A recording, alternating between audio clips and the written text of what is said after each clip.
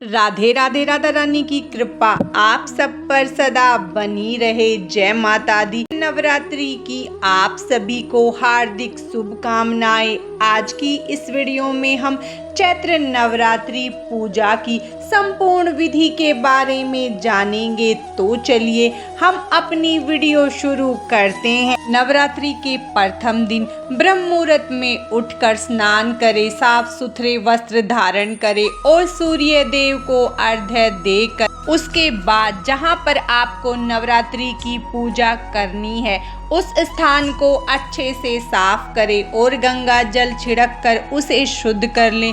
उसके बाद एक चौकी लेकर उस पर लाल रंग का कपड़ा बिछा ले। अब चौकी पर थोड़े से अक्षत रखें, उस पर माता रानी की मूर्ति या फोटो को विराजित करें। अब माता के सीधे हाथ की तरफ अक्षत से अष्टदल कमल का निर्माण कर ले।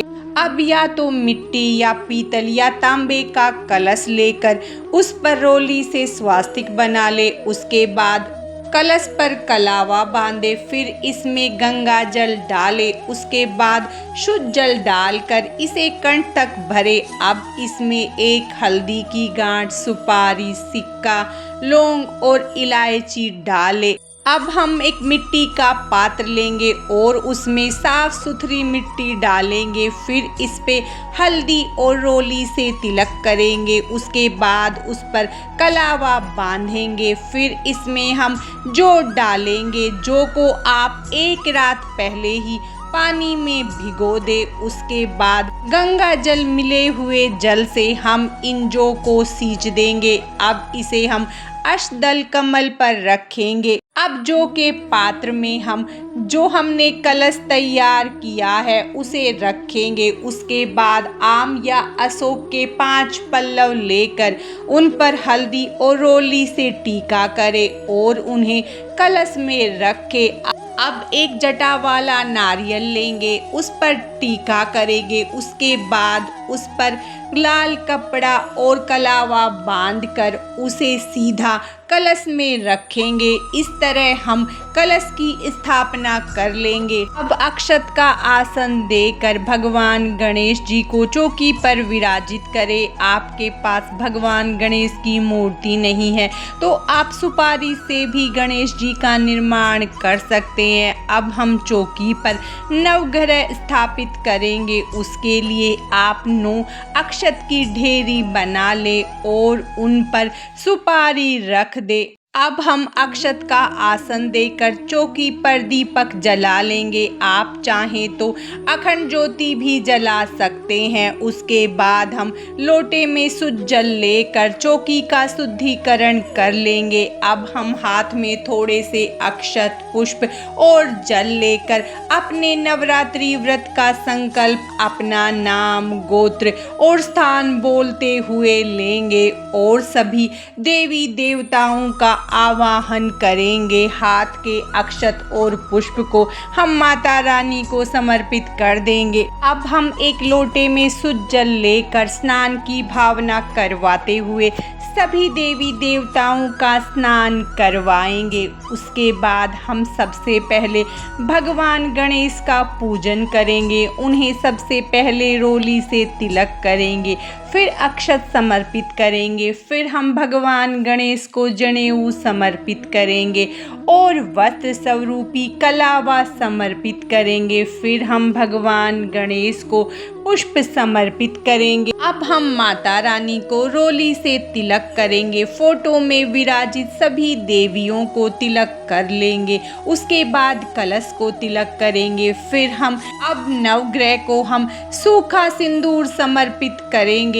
उसके बाद हम सभी को अक्षत समर्पित करेंगे। फिर हम माता रानी को चुनरी समर्पित करेंगे और वस्त्र स्वरूपी कलावा समर्पित करेंगे। हम कलश को और नवग्रह को भी कलावा समर्पित करेंगे। अब हम माता रानी को पुष्प समर्पित करेंगे, कलश को पुष्प समर्पित करेंगे और नवग्रह को भी पुष्प समर्पित कर देंगे। दीपक को भी पुष्प समर्पित करेंगे। अब हम मिश्री का भोग समर्पित कर देंगे। आप पतासे या पंचमेवा का भोग भी समर्पित कर सकते हैं। उसके बाद हम ऋतुफल समर्पित करेंगे।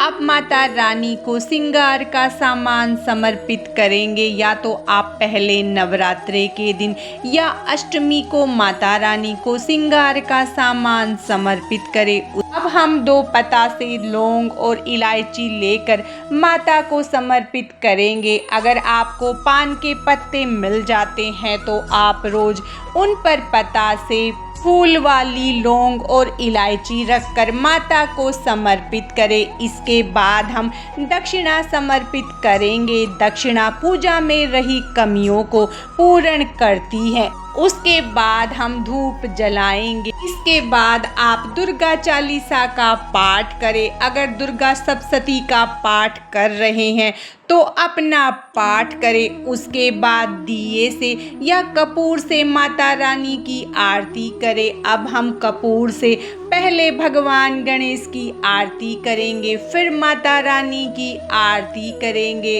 और अंत में माता रानी से हाथ जोड़कर पूजा में रही कमियों के लिए क्षमा याचना करेंगे। उसके बाद माता रानी से हाथ जोड़कर घर में शांति और समृद्धि बनाए रखने की प्रार्थना करेंगे। इस तरह से हम पहले दिन नवरात्रि का पूजन करेंगे। शाम को भी इसी तरह से हम पूजन करेंगे। शाम को पूजा करने से पहले जो हमने पुष्प समर्पित किए हैं उन्हें हम हटाएंगे और अपनी शाम की पूजा करेंगे। भोग प्रसाद जो हमने चढ़ाया है वो हम सभी में बांट देंगे और कलश को हमें 9 दिन तक नहीं हिलाना है। इस तरह से हम प्रथम नवरात्रि की सुबह अपनी पूजा संपूर्ण करेंगे और आप दुर्गा सप्तशती का पाठ हमारे चैनल पर वीडियो आएगी तो उससे सुन सकते हैं।